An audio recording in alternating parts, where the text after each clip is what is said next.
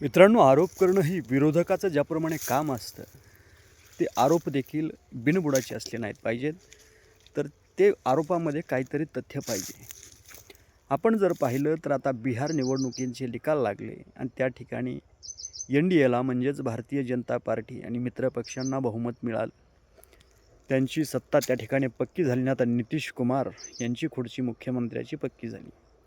मग हे सगळं होत असताना त्या ठिकाणी जे काँग्रेसला, इतर पक्षांना जे मोठ्या पराभवाला सामोरे जावं लागलं, त्यामध्ये त्यांनी त्यांचं अपयश लपवण्यासाठी EVMवर मतचोरीवरती आरोप केले. परंतु आपण जर पाहिलं, ज्याप्रमाणे महाराष्ट्रामध्ये लाडकी बहीण योजना चालू केली आणि सुरुवातीला 2-2, 3-3 महिन्यांचे पैसे या लाडक्या बहिणींच्या अकाउंटवर टाकण्यात आले, त्यावेळेस हे सत्तांतर घडून आलं आणि बिहारमध्ये हाच फॉर्म्युला राबवला. महिला रोजगार नावाची योजना चालू केली. यामधून महिलांना 10,000पर्यंत असणारी मदत सरकारकडून करण्यात आली आणि त्यामुळे हे सत्तांतर झालं असेल असा बहुतेक जणांचा अंदाज आहे.